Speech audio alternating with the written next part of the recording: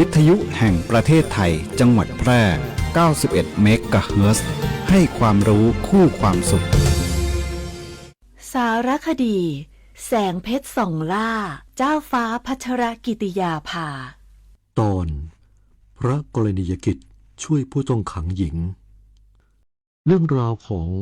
สมเด็จพระเจ้าลูกเธอเจ้าฟ้าพัชรกิติยาภานเรนทิราเทพยวดีกรมหลวงราชสารินีสิริพัฒน์มหาวชิรราชธิดากับโครงการกำลังใจในพระดำริเป็นที่ประจักษ์ในพระเมตตาที่ยิ่งใหญ่พระองค์ทรงมีพระราชดำริที่จะช่วยเหลือผู้ต้องขังหญิงและลูกติดแม่ซึ่งเป็นผู้ต้องขังในเรือนจำให้ได้รับโอกาสในการพัฒนาตนเองทรงเล็งเห็นว่าผู้หญิงที่ต้องโทษในเรือนจำนั้นมีความต้องการที่แตกต่างจากผู้ชายและควรได้รับการดูแลที่เหมาะสมพระองค์ทรงมุ่งมั่นที่จะพัฒนาคุณภาพชีวิตของผู้ต้องขังหญิงให้ได้รับการฝึกอาชีพได้เรียนรู้ทักษะใหม่ๆเพื่อให้พวกเขาสามารถกลับคืนสู่สังคมได้อย่างมีศักดิ์ศรีโดยไม่ถูกตีตราหรือถูกเลือกปฏิบัติทรงเริ่มโครงการต่างๆเช่นการฝึกอาชีพเสริมการจัดอบรมด้านจิตวิทยาและการให้ความรู้ด้านการเลี้ยงดูบุตรซึ่งเป็นการช่วยแก้ปัญหาจากต้นเหตุด้วยความช่วยเหลือและโอกาสที่พระองค์ทรงมอบให้ทำให้ผู้ต้องขังหญิงหลายคนได้กลับตัวเป็นคนดีมีอาชีพสุจริตและกลับไปใช้ชีวิตในสังคมได้อย่างปกติสุขโครงการนี้จึงเป็นสัญลักษณ์ของความเมตตาและโอกาสที่ส่งมอบให้แก่ผู้ที่ทำผิดพลาดไปแล้วแต่ยังคงมีความหวังที่จะกลับมาทำสิ่งดีๆเพื่อตัวเองและสังคมโครงการกำลังใจในพระดำริคือน้ำพระทัยอันยิ่งใหญ่ที่สมเด็จพระเจ้าลูกเธอเจ้าฟ้าพัชรกิติยาภานเรนทิราเทพยวดีกรมหลวงราชสารินีสิริพัฒน์มหาวชิรราชธิดาพระราชทานแก่ผู้ต้องขังหญิงขอให้แสงแห่งความเมตตานี้สถิตอยู่ในความทรงจำของประสบกนิกรไทยตลอดไป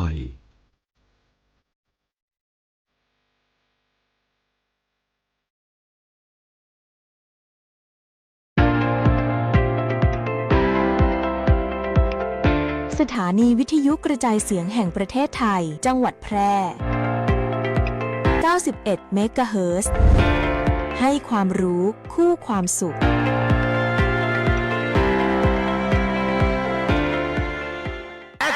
ถ้าชีวิตของคุณคือหนังหนึ่งเรื่องคปภ.เราคงไม่ใช่ผู้กำกับแต่เราคือผู้สนับสนุนที่ทำให้ตัวเอกเช่นคุณได้พบกับฉากจบอย่างแฮปปี้เอนดิ้งดังนั้นทุกเหตุประกันภัยสิทธิ์ของคุณต้องได้รับความคุ้มครองหากเกิดข้อพิพาทบันทึกเหตุการณ์เก็บหลักฐานติดต่อบริษัทประกันภัยและเพื่อความมั่นใจคปภ.พร้อมให้คำปรึกษาเพิ่มเติมทุกกรณีให้ทุกสิทธิ์ของคุณได้รับความเป็นธรรมอย่างแท้จริงสายด่วนคปภ. 1186 Line Official @OIC Connect คปภ.คุ้มครองผู้ทำประกันภัยประกันภัยคุ้มครองคุณ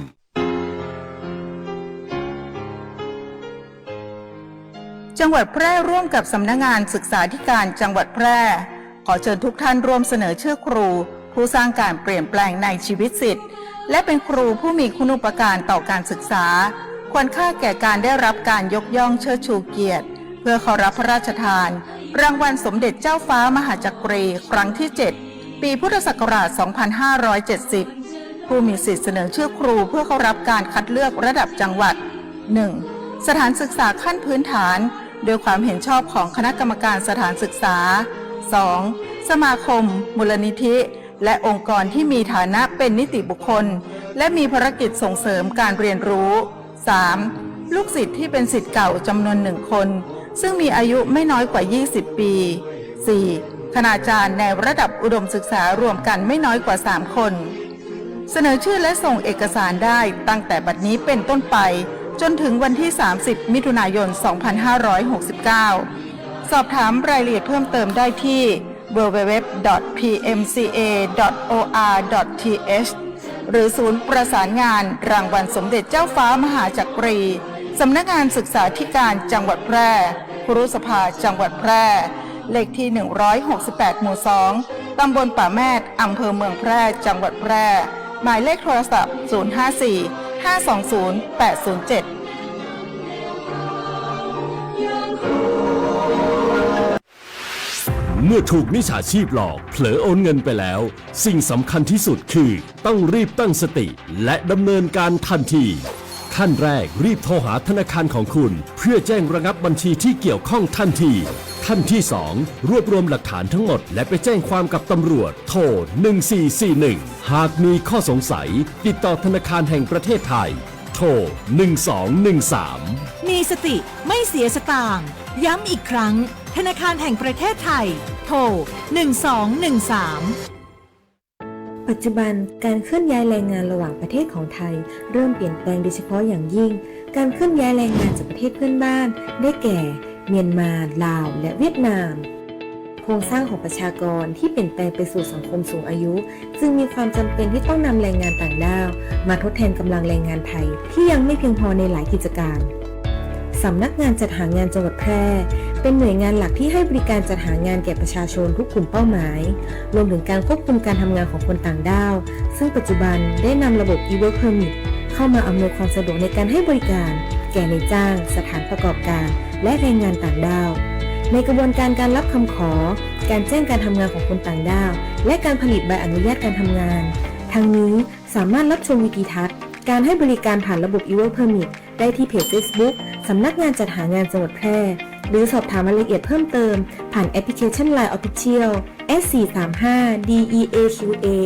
หมายเลขโทรศัพท์ 054-511-721 หรือ 054-511-807 และสายด่วนกรมการจัดหางาน 1506 กด 2 สำนักงานจัดหางานจังหวัดแพร่มุ่งให้นายจ้างและแรงงานต่างด้าวได้รับการคุ้มครองตามกฎหมายอย่างเป็นธรรม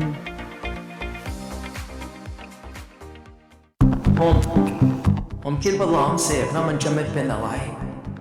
หรือเปล่าไม่เห็นผมเสียทั้งความไว้ใจและเสียอนาคต ชีวิตอาจพลาดแต่ไม่ควรถูกทิ้งผู้ติดยาเสพติดสามารถเข้ารับการบำบัดรักษาและฟื้นฟูในสถานพยาบาลของรัฐเพื่อเริ่มต้นชีวิตใหม่ได้อีกครั้งพลาดได้รักษาได้ชีวิตไปต่อด้วยความปรารถนาดีจากสำนักงานประชาสัมพันธ์ที่ 3 กรมประชาสัมพันธ์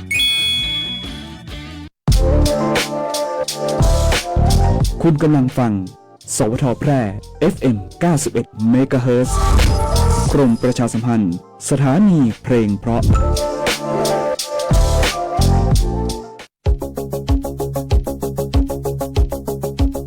ข่าวสารฉับไวใกล้ตัวบริการทันใจร่วมแรงร่วมใจงานบ้านงานบุญประกวดราคาโปร่งใสและติดตามสภาพอากาศประจำวันโดยทีมข่าวสวทแพร่ FM 91 เมกะเฮิรตซ์สถานีข่าวดีของประชาชนคนเมืองแพร่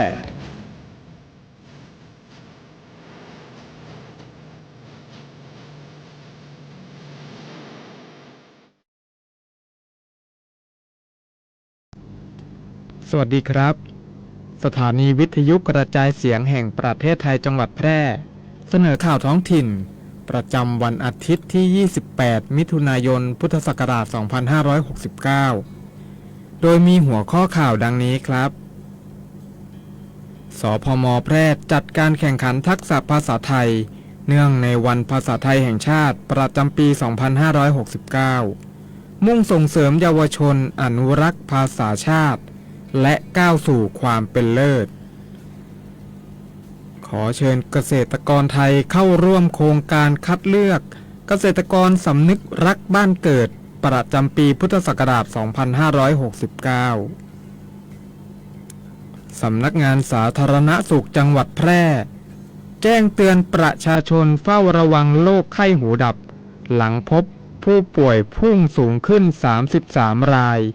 และมีผู้เสียชีวิตแล้วศาสตราจารย์ดร.ยศชนันท์วงศ์สวัสดิ์ร่วมกับนายนิกรโสมกลางเปิดศูนย์บริการนวัตกรรมสำหรับคนพิการภาคตะวันออกเฉียงเหนือตอนล่างมุ่งยกระดับคุณภาพชีวิตด้วยเทคโนโลยีอย่างเท่าเทียมต่อไปเป็นรายละเอียดของข่าวครับ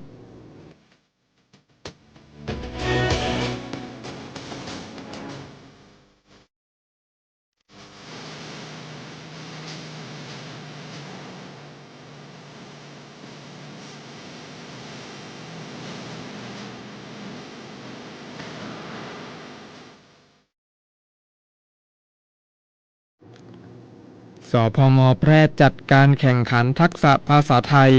เนื่องในวันภาษาไทยแห่งชาติประจำปี 2569 มุ่งส่งเสริมเยาวชนอนุรักษ์ภาษาชาติและก้าวสู่ความเป็นเลิศเมื่อวันที่ 27 มิถุนายน พุทธศักราช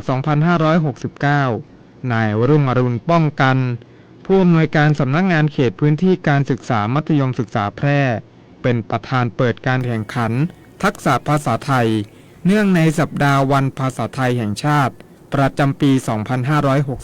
2569 โดยกิจกรรมครั้งนี้บุคลากรสพม.แพร่เป็นผู้ดำเนินการจัดการแข่งขันมีคณะครูบุคลากรทางการศึกษาและนักเรียนในสังกัดเข้าร่วมกันอย่างพร้อมเพรียงณพื้นที่จัดการแข่งขันสพม.แพร่ในโอกาสนี้นายรุ่งอรุณป้องกันให้โอวาทและส่งมอบกำลังใจแก่นักเรียนผู้เข้าแข่งขันรวมถึงคณะครูผู้ฝึกซ้อมทุกคนโดยได้แสดงความชื่นชมในความมุ่งมั่นตั้งใจของเยาวชนพร้อมทั้งเน้นย้ำถึงความสำคัญของการอนุรักษ์และใช้ภาษาไทยอย่างถูกต้องซึ่งถือเป็นรากฐานสำคัญในการเรียนรู้การสืบสานวัฒนธรรมไทยและการพัฒนาศักยภาพของเยาวชนไทยให้ก้าวเข้าสู่ความเป็นเลิศในระดับประเทศต่อไปจังหวัดแพร่ขอเชิญชวนประชาชนชาวแพร่และผู้สนใจร่วมเป็นกำลังใจให้แก่เยาวชนไทยในการพัฒนาทักษะและทำลงไว้ซึ่งเอกลักษณ์ของภาษาประจำชาติสืบไปขอเชิญเกษตรกรไทยเข้าร่วมโครงการคัดเลือกเกษตรกรสำนึกรักบ้านเกิดประจำปีพุทธศักราช 2569 สำนักงานเกษตรอำเภอรองเปิดเผยว่ามูลนิธิร่วมด้วยช่วยกันกับสำนึกรักบ้านเกิดร่วมกับกรมส่งเสริมการเกษตรและบริษัททูคอร์ปอเรชั่นจำกัดมหาชนขอประกาศเกียรติคุณและเชิญชวนเกษตรกรผู้มีความมุ่งมั่น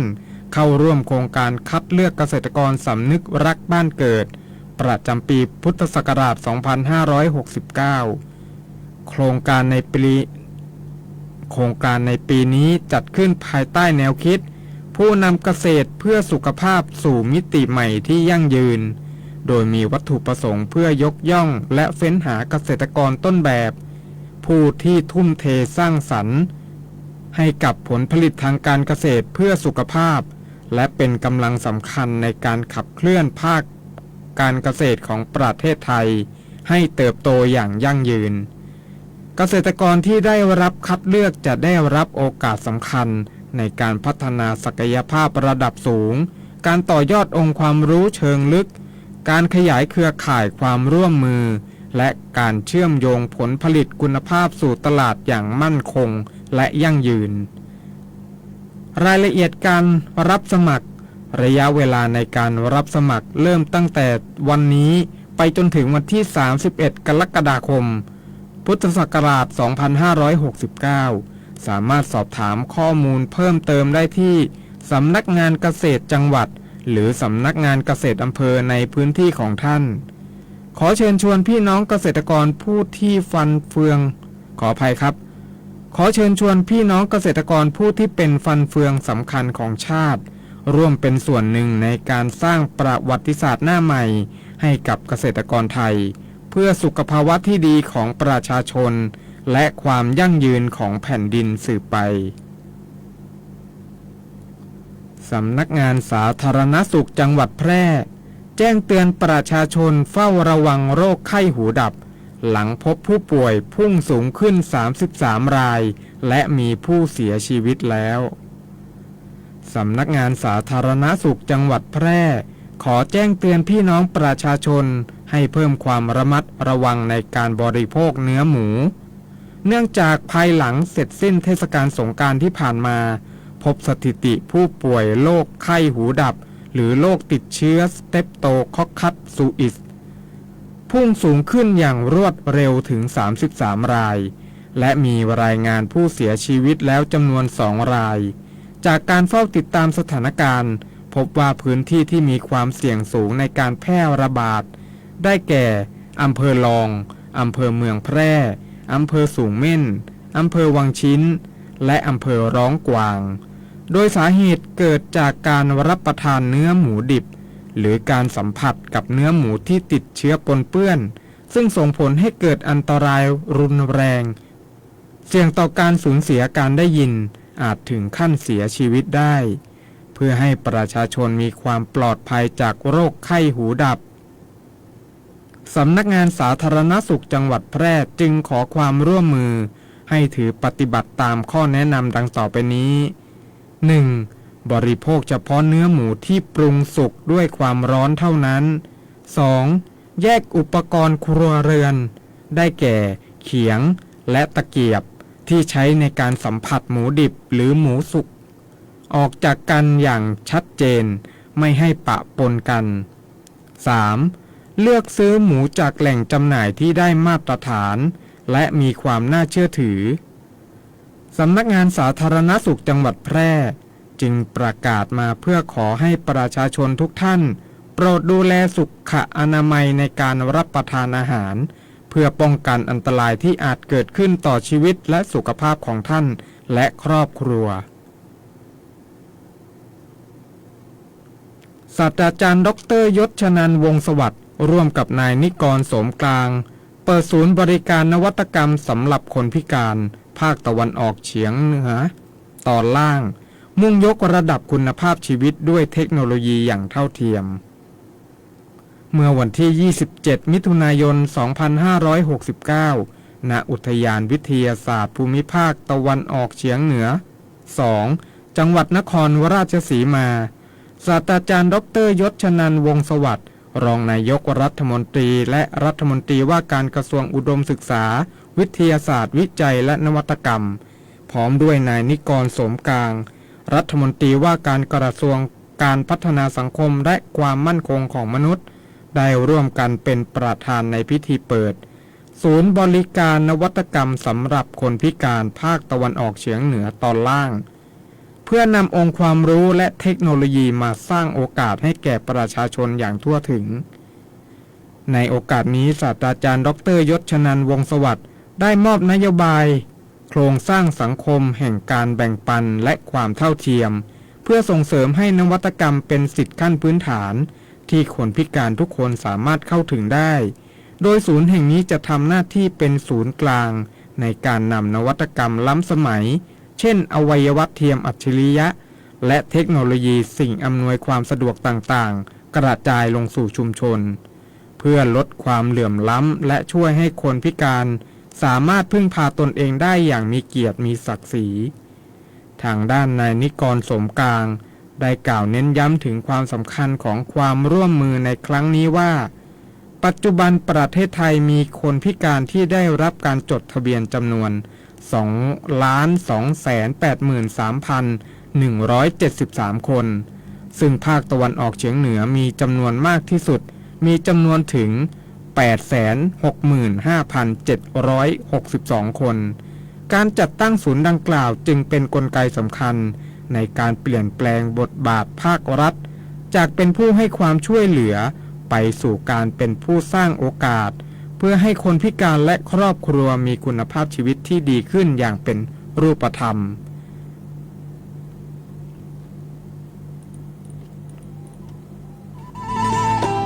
สวัสดีเจ้าพี่น้องผู้ประกันตนและนายจ้างทุกท่านเตรียมเสียงของตัวท่านไว้ให้พร้อมร่วมกำหนดอนาคตกองทุนประกันสังคมกับการเลือกตั้งคณะกรรมการประกันสังคมในวันอาทิตย์ที่27 กันยายนปี 2569 ตั้งแต่เวลา 8 โมงเจ้าถึงบ่าย 4 โมงผู้ประกันตนและนายจ้างที่มีคุณสมบัติครบถ้วนสามารถลงทะเบียนใช้สิทธิ์เลือกตั้งได้โดยผ่านเว็บไซต์สำนักงานประกันสังคมแอปพลิเคชัน SSO Plus หรือสำนักงานประกันสังคมทุกแห่งตั้งแต่วันนี้จนถึงวันที่ 15 กรกฎาคม 2569 1 เสียงของตัวท่านเปลี่ยนอนาคตใดสอบถามข้อมูลโทร 054-522-231 ถึง 2 สำนักงานประกันสังคมจังหวัดแพร่หรือสายด่วน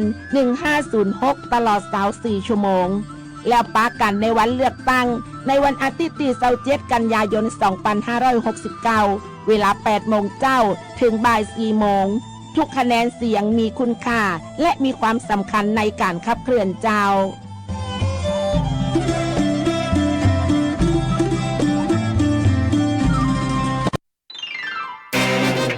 กฎหมายง่ายจัง แค่ฟังก็เข้าใจ โดยสำนักงานกิจการยุติธรรม ตอนหนูผิดอะไร โอ้ยวันนี้อารมณ์ไม่ดีเลยหงุดหงิดเป็นอะไรเนี่ยเจ๊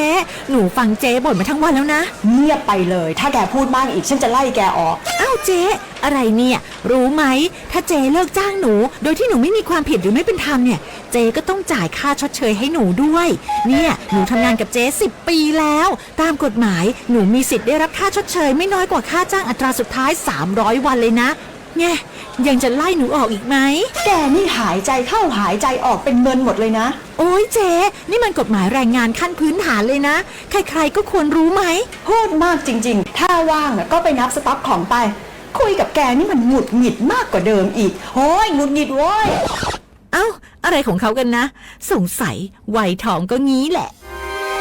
หากสงสัยเรื่องกฎหมายหรือได้รับความไม่เป็นธรรมติดต่อสำนักงานยุติธรรมจังหวัดทั่วประเทศหรือโทรสายด่วนยุติธรรม1111กด77นะ จะบอกให้สวัสดีเจ้าน้ำตาลพิจักคณะนะเจ้าขอเชิญชวนฮีโร่เจ้าประจำตีสัญญาว่าจะมาบริจาคเลือดตึง3 เดือนและคนตีมาบริจาคเตือแรกอยากให้อยู่ด้วยกันเป็นหมื่นๆส่วนคนตีหายไปหมู่เฮายังรอคุณปิกมาหาเสมอนะเจ้าสำหรับไผที่ยังบ่เคยบริจาคเลือดมาลองเป็นผู้ฮื้อและมาเป็นครอบครัวเดียวกันเนอะเจ้าเพราะทุกวินาทีคือโอกาสช่วยชีวิตการฮื้อเลือดเลยเป็นเรื่องที่รอวันผูกบ่ได้ติดตาม Give But Now ฮื้อเลือดฮื้อได้ฮื้อเลยได้ทุกแพลตฟอร์ม Official ของศูนย์บริการโลหิตแห่งชาติสภากาชาดไทยเจ้าติดตามพยากรณ์อากาศประจำวันจากสถานีอุตุนิยมวิทยาแพร่วันอาทิตย์ที่ 28 มิถุนายน พุทธศักราช 2569 ตั้งแต่เวลา 6 นาฬิกาวันนี้จนถึงเวลา 6 นาฬิกาวันพรุ่งนี้ประเทศไทยจะมีฝนเพิ่มขึ้นและมีฝนตกหนักบางแห่งโดยมีฝนตกหนักมากบางพื้นที่ในภาคตะวันออกและภาคใต้ฝั่งตะวันตกเนื่องจากมรสุมตะวันตกเฉียงใต้กำลังปานกลางพัดปกคลุมทะเลอันดามันประเทศไทยและอ่าวไทยเริ่มมีกำลังแรงขึ้นประกอบกับร่องมรสุมที่พัดผ่านภาคประเทศเมียนมาประเทศลาวตอนบนและประเทศเวียดนามตอนบนจะเลื่อนลงมาพาดผ่านภาคเหนือตอนบนและภาคตะวันออกเฉียงเหนือตอนบนในวันนี้ขอให้ประชาชนระวังอันตรายจากฝนฟ้าคะนองรวมทั้งฝนตกหนักและฝนที่ตกสะสมในระยะนี้ไว้ด้วยสำหรับคลื่นลมบริเวณทะเลอันดามันตอนบนมีกำลังปานกลางโดยมีคลื่นสูงประมาณ2 เมตรส่วนทะเลอันดามันตอนล่างและอ่าวไทยตอนบนมีคลื่นสูง 1-2 เมตรบริเวณที่มีฝนฟ้าคะนองคลื่นสูงมากกว่า2 เมตรขอให้ชาวเรือบริเวณทะเลอันดามันและอ่าวไทยเดินเรือด้วยความระมัดระวังและหลีกเลี่ยงการเดินเรือในบริเวณที่มีฝนฟ้าคะนองอันหนึ่งในช่วงวันที่ 28 มิถุนายนจนถึงวันที่ 3 กรกฎาคม 2569 ประเทศไทยจะมีฝนเพิ่มขึ้นและมีฝนตกหนักถึงหนักมากบางแห่งโดยเฉพาะบริเวณภาคตะวันออกและภาคใต้ฝั่งตะวันตกเนื่องจากมีร่องมรสุมพาดผ่านภาคเหนือและภาคตะวันออกเฉียงเหนือตอนบนประกอบกับมรสุมตะวันตกเฉียงใต้ที่พัดปกคลุมทะเลอันดามันประเทศไทยและอ่าวไทยจะมีกำลังแรงขึ้นสำหรับคลื่นลมบริเวณทะเลอันดามันตอนบนจะมีกำลังค่อนข้างแรงโดยมีคลื่นสูง 2-3 เมตรบริเวณที่มีฝนฟ้าคะนองจะมีคลื่นสูงมากกว่า3 เมตรพยากรณ์อากาศบริเวณภาคเหนือมีฝนฟ้าคะนอง40%ของพื้นที่และมีฝนตกหนักบางแห่งบริเวณจังหวัดตากและกำแพงเพชรอุณหภูมิต่ำสุด 23-28 องศาเซลเซียสอุณหภูมิสูงสุด 34-36 องศาเซลเซียสลมตะวันตกเฉียงใต้ความเร็ว 10-20 กิโลเมตรต่อชั่วโมงพยากรณ์อากาศบริเวณจังหวัดแพร่มีฝนฟ้าคะนอง30%ของพื้นที่ ทัศนวิสัย 8-10 กิโลเมตร ลมตะวันตกเฉียงใต้ความเร็ว 10-20 กิโลเมตรต่อชั่วโมง อุณหภูมิสูงสุดที่สถานีอุตุนิยมวิทยาแพร่เมื่อวานนี้วัดได้ 35.7 องศาเซลเซียส อุณหภูมิต่ำสุดที่สถานีอุตุนิยมวิทยาแพร่เมื่อเช้านี้วัดได้ 25.7 องศาเซลเซียส วันนี้ดวงอาทิตย์ตกเวลา 18:59 นาที วันพรุ่งนี้ดวงอาทิตย์ขึ้นเวลา 5:47 นาที จบการเสนอข่าวท้องถิ่น สถิตในดวงใจตราบนิรันดร์สมเด็จพระเจ้าลูกเธอเจ้าฟ้าพัชรกิติยาภานเรนทิราเทพยวดีกรมหลวงราชสารินีสิริพัฒน์มหาวัชรราชธิดา น้อมสำนึกในพระกรุณาธิคุณอย่างหาที่สุดมิได้ ข้าพระพุทธเจ้า ข้าราชการและเจ้าหน้าที่สถานีวิทยุกระจายเสียงแห่งประเทศไทยจังหวัดแพร่ พรชัยเอี่ยมนุ้ยอ่าน